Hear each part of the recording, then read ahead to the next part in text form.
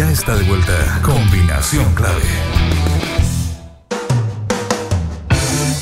Una grata estada y la mejor atención puede experimentar en Hotel Sheraton Santiago los días viernes, sábado y festivo con una tarifa especial para chilenos de 95.000 pesos con IVA. Incluye desayuno, acceso a piscina temperada y estacionamiento. Venga a conocer el único resort urbano de Santiago.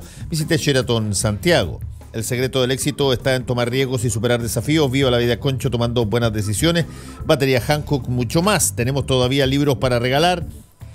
Gentileza de Me Gusta Leer Chile. Puede participar usando el hashtag en Twitter de hashtag Combinación Clave y nombrar también @Me Gusta Leer CL. Los libros son El gesto de Héctor de Luigi Soja, La prehistoria, historia y actualidad de la figura del padre, y Mercaderes, empresarios y capitalistas del Premio Nacional de Historia Gabriel Salazar, Chile en el siglo XIX. Ya saben, están ahí disponibles. Combinación Clave. Estamos con nuestro último entrevistado del día de hoy. Él es el ministro de Bienes Nacionales, Felipe Ward. ¿Cómo estás, Felipe? Muy bien, Fernando. Muchas gracias por la invitación. Muy contento de estar aquí. Bueno, un ministro que no tiene necesariamente que pasar por todas las inquisiciones que sufren otros ministros en este momento por las cosas que están ocurriendo. Pero sin embargo, hay ciertas cosas que son bien interesantes y que sería bueno conversar con el ministro de Bienes Nacionales. En primer lugar, una cosa formal. El ministro de Bienes Nacionales es de esos ministerios, históricamente a mí me ha pasado, yo he cubierto política hace muchísimos años, y que tiene esta característica de ser considerado de lo que se podría llamar, incluso han mencionado algunas veces así, presidente lo han dicho, ministerios menores. Y la verdad es que si es que uno lo mira desde el punto de vista de lo que administra y regula el Ministerio de Bienes Nacionales, es físicamente el territorio, digamos, de todo de aquello que es público. O sea, ¿cómo puede ser menor algo como eso? Salvo cuando de repente tú te enteras, por ejemplo, que, voy a inventar, en la precordillera a los alrededores de Santiago, el principal terrateniente son las Fuerzas Armadas, por ejemplo. Y tú dices, pero ¿cómo pudo pasar eso? Y dices, oye, eso, ¿quién regula aquello? Entre otras cosas, el Ministerio de Bienes Nacionales.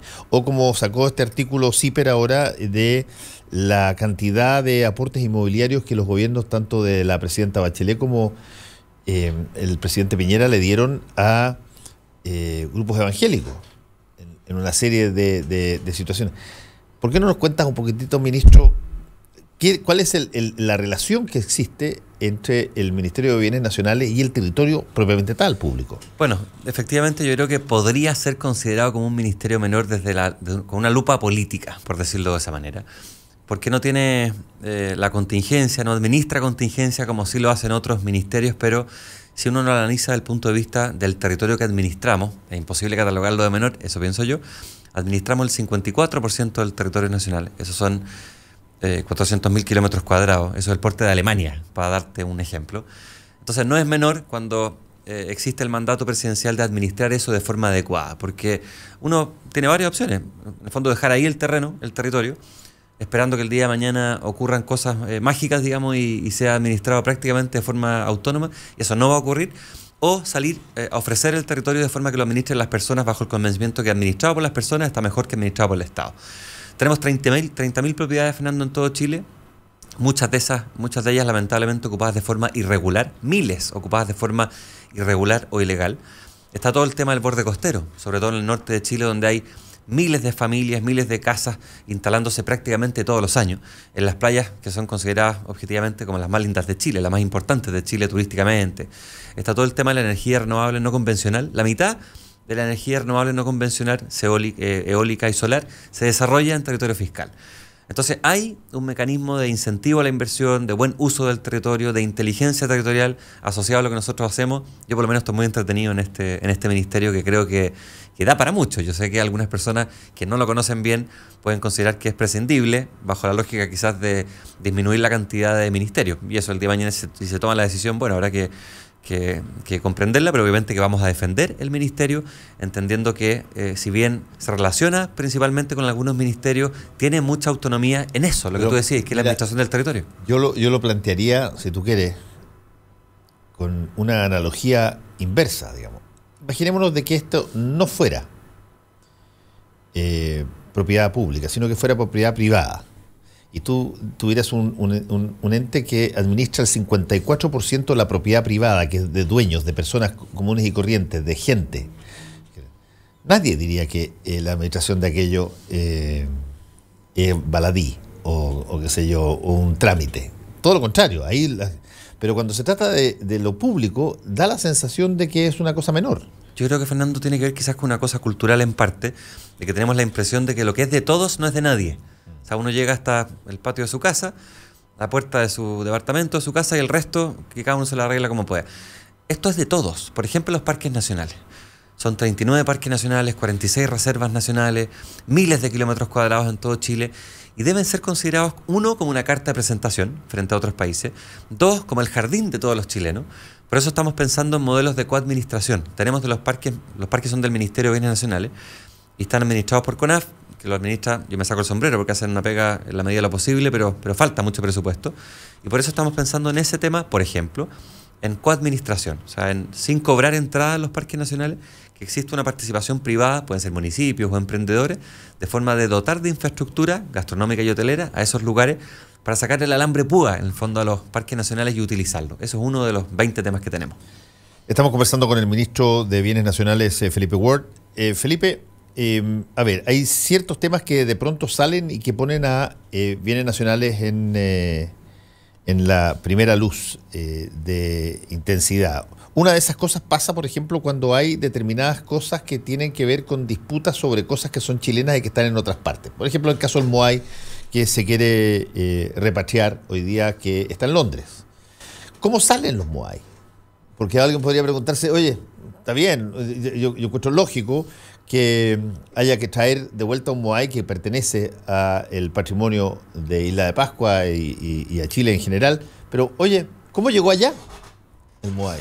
No se fue caminando. Hay ciertas cosas que son mágicas respecto de los Moai, pero nunca que llegue a Europa, digamos. 1868, navegantes británicos visitan Rapa Nui y se llevan este Moai, que es el más importante que está fuera de la isla, un Moai muy simbólico. ¿Y se lo llevan, ministro, así, en términos específicos? ¿Agarran Moai, no hay permiso, no hay permiso, nada? La isla no era chilena, 20 años después pasó a ser chilena, pasó a ser parte del territorio chileno, era autónoma, estaba administrada por una compañía comercial, digamos, y la verdad es que, si bien hubo participación de algunas personas, la leyenda cuenta, o el mito allá, es que fue intercambiado por un par de sacos de harina, un par de sombreros, un par de pantalones, algo, por supuesto, muy asimétrico en términos de valor. El punto es que los ingleses se llevan el Moai, se lo regalan a la reina, y la reina se lo dona al Museo Británico, que es un museo público. Esto ocurre en 1869. Y desde esa época hasta la fecha ha estado en este museo público. Nunca ha sido posible conversar con el British Museum, y es primera vez que se contesta una carta que fue enviada por parte de las autoridades de Rapa Nui, la CODEIPA, que son los representantes políticos de Rapa Nui. Envían una carta al Museo Británico, ellos contestan y los citan a conversar a Londres. Eso va a ocurrir el próximo martes, los vamos a acompañar. Y obviamente que es un Moai totalmente distinto al resto. Cuando se moría una persona, Fernando, muy importante en una tribu en Rapa Nui, se hacía un Moai, con los rasgos de esa persona físicamente hablando. Entonces, no es una estatua de piedra. Y la crítica que podría surgir es, oiga, está bien, entiendo su punto, acá hay una cosmovisión de los pueblos originarios, pero allá el embajador, el Moai que está en el Museo Británico es un tremendo embajador de Rapa Nui. Mucha gente visita la isla porque les llama la atención eso, así que perderíamos ese atractivo. La verdad es que no, porque tenemos un tallador de Rapa Nui, Bene Tuki, que se ofreció hace ya un tiempo a tallar un Moai original. No sería made in Taiwan, perdón, se me cayó el cassette, pero sería auténtico, porque sería hecho por Rapa Nui, con piedra de Rapa Nui, y entregado al Museo Británico, el Moai de la hermandad, de la amistad, lo que ustedes quieran, pero en definitiva entendemos que algo tiene que quedar allá. Ahora, eso no solamente afecta las situaciones de nuestro patrimonio, que está en distintas partes y que se sacó de distintas maneras, pero hubo algún momento dado en que estas cosas pasaban de manera más o menos frecuente. ¿Cómo llega el Milodón a Inglaterra? El Milodón fue sustraído en, creo que 1897, pero muy cerca de 1900, fue comprado. La verdad es que fue sacado de la cueva donde se encontró. Luego lo compran y se lo llevan a Europa para fines de investigación. Y está en el Museo de Historia Natural, que también está en Inglaterra, con quien también nos vamos a reunir el próximo miércoles en este caso. para pedir que puedan repatriar esos restos que son básicamente osamentas, piel y algo más. Ya tomamos contacto con el embajador británico en Chile, armó la reunión con el embajador chileno en Gran Bretaña, que también está apoyando la logística, y es una petición bien sentida en Magallanes. A uno le puede llamar la atención, un animal que vivió hace 10.000 años, pero la verdad es que es una petición sentida importante, y ellos están pidiendo que vuelvan estos restos para ser investigados. Actualmente, Fernando, no está ni siquiera en exposición el Milodón, está en conservación, está dentro de un cajón. Entonces nos parece que sería muy útil y que hablaría bien de ambos museos que estén dispuestos a conversar respecto a este tema, lo que ya han hecho, y que se abran a que eventualmente vuelvan estos restos y este Moai a Chile. Estamos conversando con el ministro de Bienes Nacionales, Felipe Ward. Felipe, hay un aspecto que generalmente resalta dentro del ámbito de bienes nacionales cada cierto tiempo por conflictos que se dan en torno a eso. Se acaba de dar recién, hace 4 o 5 días atrás, cuando una persona en la zona de la Araucanía saca una pistola para enfrentar a una serie de personas de comunidades mapuche que estaban haciendo un evento en una playa que él consideraba que era propia, y que la playa no podía ser intervenida por parte de estos cuando lo que uno tenía entendido es que las playas, en general, todo el borde costero, son públicos. No hay propiedad privada sobre las playas. Y cada cierto tiempo surge un problema de este tipo. Eso es efectivo. Las playas son públicas, son bienes nacionales de uso público. No existe propiedad respecto de ellas, únicamente de parte de bienes nacionales, de parte del Estado. Son propiedad de todos los chilenos. Entonces nadie puede cerrar o cercar o impedir el acceso público dentro de las playas. Pero hay acceso privado. Eso ocurre en la práctica, por eso el Ministerio todos los años... ¿Qué pasa, por ejemplo, con un hotel que tiene una salida a la playa y lo cerca? Tiene que garantizar el acceso público a esa playa. No puede cerrar y decir esta playa es mía, señores. Eso no existe. Se pueden otorgar concesiones en Chile, eso sí es verdad, pero el acceso a las playas debe estar garantizado. Y ahí entran dos autoridades finalmente a mediar en caso que exista conflicto. Uno, la Intendencia, y dos, nosotros como Ministerio, que tenemos que garantizar, siempre intentando buscar una solución con el dueño más cercano que está eventualmente impidiendo el acceso a la playa cercana a su propiedad, que eso no ocurra. Entonces, estamos lanzando otra vez, como se ha hecho en otras ocasiones, una campaña de forma que la gente primero sepa que esto es un derecho, segundo, que denuncie en caso que exista una vulneración a lo que está establecido en la ley, que finalmente garantiza que las playas tengan acceso público para todos los chilenos, para todas las personas, y nosotros tomar las medidas de forma que eso en la práctica se realice, digamos, que exista ese derecho. Ahora, las formas de eludir aquello... ¿Cómo se dan? Porque entiendo que en algunos casos se establece, por ejemplo, yo cerco la playa, tengo playa propia, e incluso se publicita playa privada, pero coloco un senderito que haga que la gente pueda pasar por algún lado, qué sé yo, para allá, y digo, mira, hay pasada pública. ¿Eso tiene validez o no tiene validez? Tiene validez siempre y cuando sea lo que el castellano indica, sea en el fondo una pasada pública, un acceso público donde la gente pueda transitar libremente. Si eso es únicamente virtual o lo hacen en buen chileno para las fotos, nosotros vamos a verificar como ministerio, junto a la Intendencia, de que hay un sendero que no cumple con esas condiciones, que debe ampliarse, que debe entregarse en términos de condiciones para que la gente lo pueda utilizar. Estamos para eso, esa es una de nuestras pegas y lo vamos a cumplir. ¿Y qué hay, ministro, por ejemplo, de las casas que tienen salida al lago y que tienen muelle? O sea, tú además creas un hecho privado, que es un muelle tuyo. Eso es bien impresionante, Fernando, porque yo te diría que estamos levantando el catastro, pero el 80% de esos muelles son del ministerio, no son de las personas que los han hecho. ¿Por qué? Porque se requiere pedir concesión en los lagos, sobre todo los que son navegables, que son muchos en todo Chile, pero los típicos lagos que podríamos todos nombrar, donde hay casas alrededor, donde hay muelles construidos, esas obras, si no están construidas sobre concesiones otorgadas por parte de la autoridad marítima, son del ministerio, son mejoras consideradas públicas. Entonces, estamos buscando una solución, lo conversamos con el presidente Peña. El propietario no tiene la más idea, cree que el medio es de él. Y si no sabe, debería saberlo, pero algunas personas saben que deben pedir esa concesión. Conozco algunos lagos y un porcentaje superior al 50% de esas casas, de esas construcciones, están realizadas, están construidas sobre lugares que no tienen concesión. Entonces, ese tema debe ser regularizado y naturalmente que hay que pagar la concesión que corresponde de forma retroactiva también, si eso se regulariza. Estamos pensando en una modificación legal, llevamos el tema al Senado hace algunos meses, lo vamos a retomar porque nos interesa dar solución y seguridad en esos casos también. Ahora, ese es un golpetazo fuerte que tú plantees, oye, porque yo me imagino que, claro, para cosas mayores o muelles más grandes o una cosa que haya, la gente probablemente se informa y pide una concesión, pero para el muelle tuyo de salida del lago, aquí en alguno de los lagos famosos, tú sigues el muelle nomás, pues, estás ahí en tu lugar, la playa es tuya. Claro, eso es lo que uno cree, pero la verdad es que si ese muelle no está sobre una concesión marítima, es considerada una mejora que pertenece a bienes nacionales, va a tener que pagar de forma retroactiva esa concesión, lo que corresponde a la renta concesional de forma retroactiva, y eso lo estamos estudiando en el Congreso, pero sí, es un tremendo tema, hay que pensar en una especie de ley del mono para lagos que sean navegables, lagos y ríos, y estamos pensando en eso y prontamente vamos a estar en el Congreso con ese tema. Estamos conversando con el ministro Felipe Ward. Voy al tema que planteó CIPER hace pocos días. Esto dijo que entre 2010 y 2018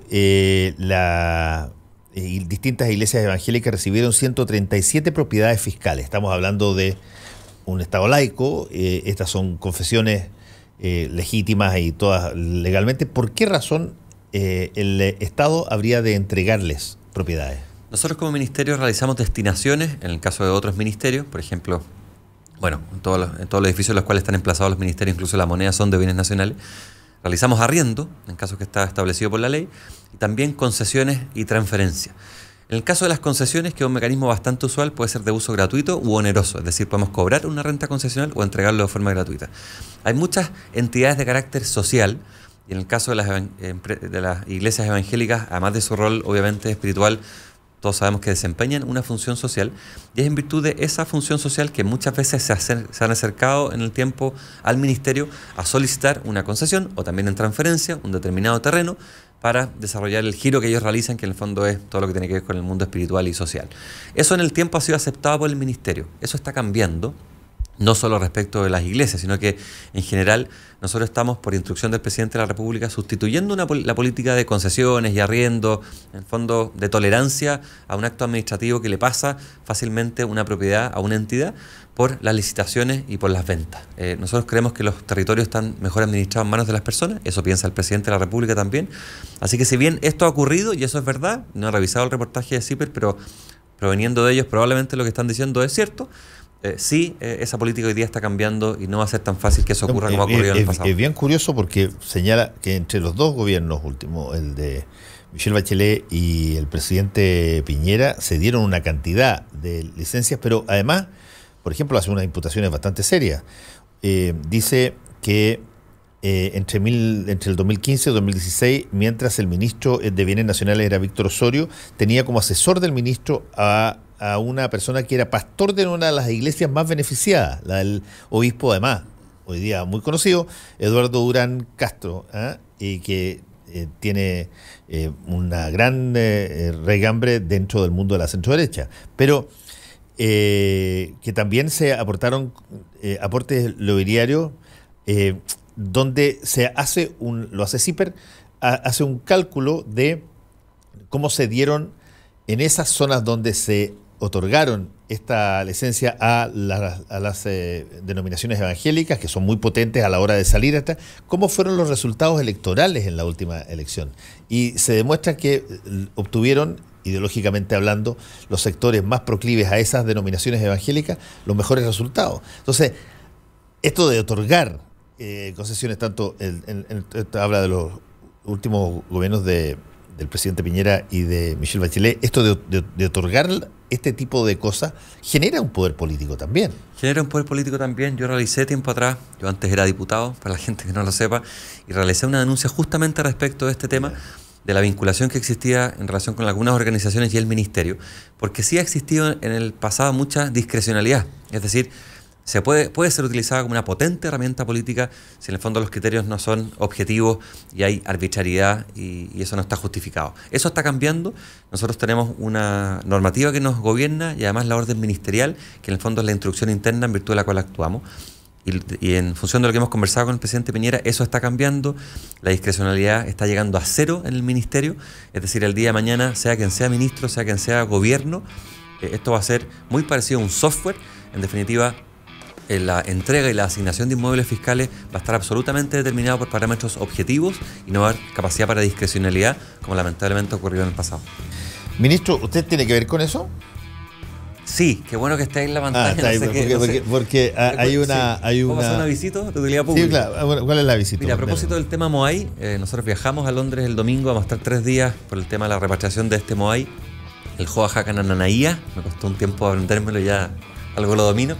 tenemos un documental que vamos a exponer, se llama El espíritu de los ancestros, de Leonardo Tucci. Mañana, esto es el viernes a las 20:30 horas en la Torre Villavicencio, en la explanada de la Torre Villavicencio, entrada gratuita.